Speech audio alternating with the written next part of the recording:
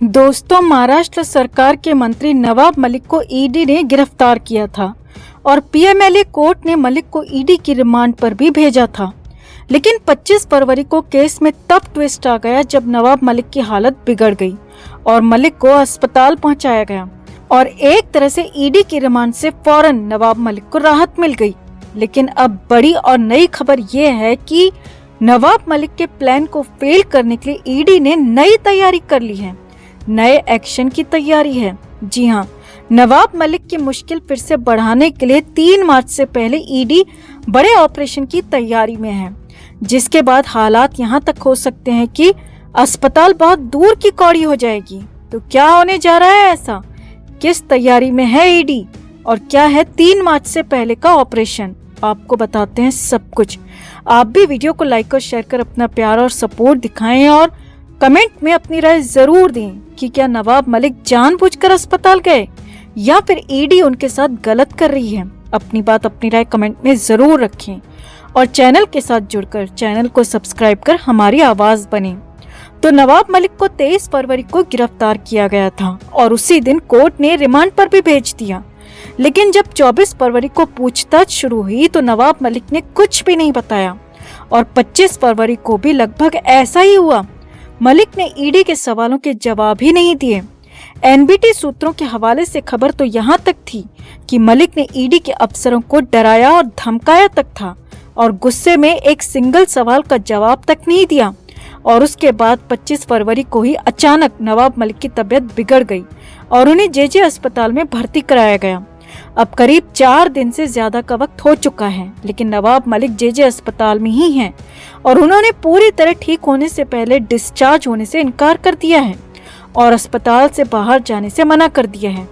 जिसके बाद ईडी की हालत ऐसी हो गई है कि करें तो करें क्या, क्योंकि नवाब मलिक कोई सामान्य इंसान तो है नहीं कि उनके साथ जबरदस्ती की जाए। वो महाराष्ट्र सरकार के मंत्री हैं और राज्य के ताकतवर मंत्री होने के साथ साथ वो एनसीपी के प्रवक्ता भी हैं।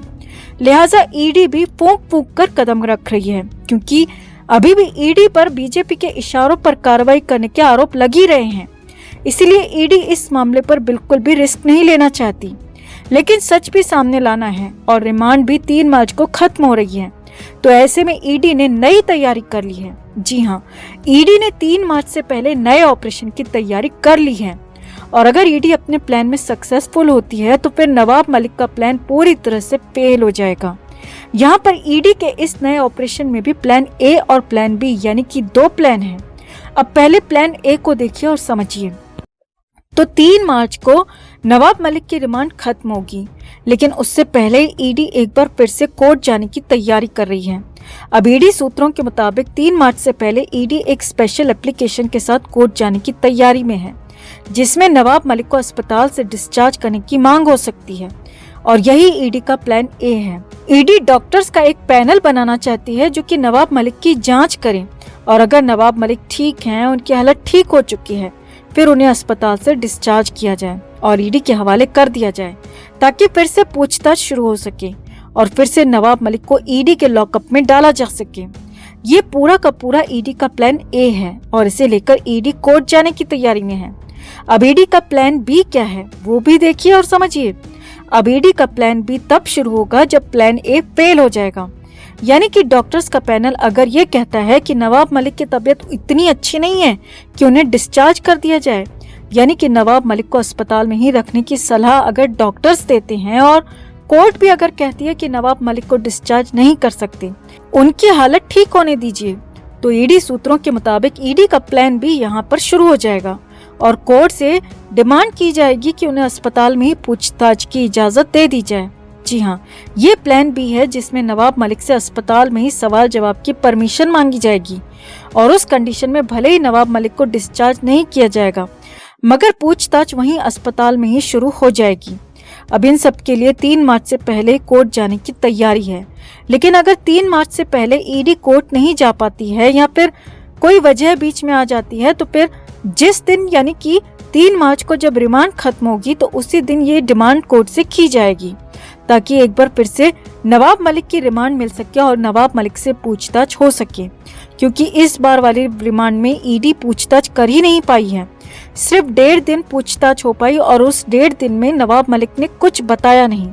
ऐसी लगातार खबरें सूत्रों के हवाले से आ रही हैं। तो कुल मिलाकर ईडी अपनी पुख्ता तैयारी के साथ आगे बढ़ रही है और इस बार बड़ा ऑपरेशन होना तय है। अब अगर ईडी को इस एप्लीकेशन में कोर्ट की तरफ से ऑर्डर मिल जाता है, फिर चाहे वो प्लान ए हो या फिर प्लान बी, अगर कोई भी प्लान ईडी का सफल होता है तो फिर नवाब मलिक का प्लान पूरी तरह से फेल हो सकता है। जी हाँ, नवाब मलिक को किडनी की दिक्कत की वजह से अस्पताल में भर्ती कराया गया है और कुछ लोगों का यहाँ तक कहना है कि नवाब मलिक ने जानबूझकर अस्पताल जाने के लिए अपनी पुरानी बीमारी का सहारा लिया है और ईडी अपने प्लान में सफल होती है तो फिर अस्पताल जाने का नवाब मलिक का प्लान फेल हो जाएगा और यही नहीं, अस्पताल का नाम तक लेने की मुश्किल आ जाएगी, क्योंकि अगर अस्पताल में पूछताछ हो जाती है तो फिर तो नवाब मलिक के लिए पूछताछ से बचने का कोई रास्ता नहीं होगा, अस्पताल भी रास्ता नहीं बचेगा।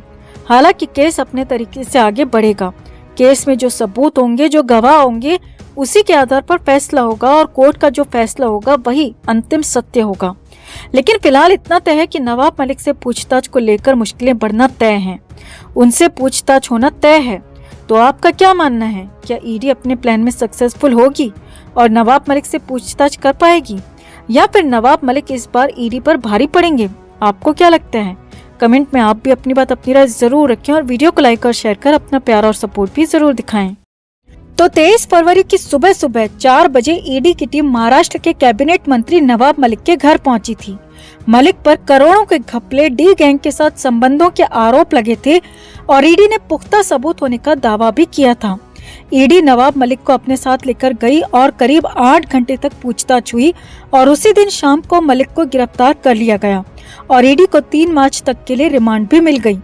अब 24 फरवरी से जैसे ही दूसरे राउंड की पूछताछ शुरू हुई तो नवाब मलिक ने ईडी को कुछ भी बताने से, बोलने से इनकार कर दिया और उसके बाद 25 फरवरी को तो नवाब मलिक को दिक्कत के बाद अस्पताल में भर्ती कराया गया। पेट में अचानक भयानक दर्द के बाद नवाब मलिक को अस्पताल पहुंचाया गया। हालांकि कुछ लोगों का तो यहाँ तक कहना था कि नवाब मलिक को घबराहट हुई थी एंजाइटी की वजह से, दिल का दर्द, दिमाग का दर्द पेट तक पहुंच गया। वहीं नवाब मलिक की बेटी ने बताया था कि मलिक की किडनी की 2 सर्जरीज हो चुकी हैं और वही दिक्कत फिर से बढ़ गई है। अब उम्मीद थी कि 1 या फिर 2 दिन में नवाब मलिक की हालत ठीक होगी, मगर यहाँ तो उल्टा हो गया। जी हाँ, नवाब मलिक की हालत ठीक होने के बजाय और खराब हो गई। नवाब मलिक की बेटी का ही कहना है कि नवाब मलिक लाल रंग का यूरिन पास कर रहे हैं और उनके यूरिन में लहू निकल रहा है। अब हालात ये हैं कि कंडीशन और ज्यादा बिगड़ गई है। जी हाँ, नवाब मलिक को रेड यूरिन वाली कंडीशन कई गुना ज्यादा बढ़ गई है। उनके हालात बिगड़ रहे हैं, कमजोरी लगातार बढ़ती जा रही है और इलाज में संभव नहीं हो पा रहा है कि कुछ बेहतर हो पाए। नवाब मलिक जेजे अस्पताल में भर्ती हैं और उनकी हालत ठीक होने के बजाय बिगड़ रही है और नवाब मलिक ने अस्पताल से डिस्चार्ज होने से मना कर दिया है। नवाब मलिक का साफ कहना है कि वो ठीक नहीं है तो डिस्चार्ज भी नहीं होंगे और जब तक ठीक नहीं होंगे अस्पताल में ही रहेंगे, डॉक्टर्स की देखरेख में रहेंगे। डॉक्टर्स भी नवाब मलिक को ऐसे हालात में डिस्चार्ज नहीं करने की सलाह दे रहे हैं क्योंकि कंडीशन ठीक होने के बजाय बिगड़ रही है और क्लोज ऑब्जर्वेशन फिलहाल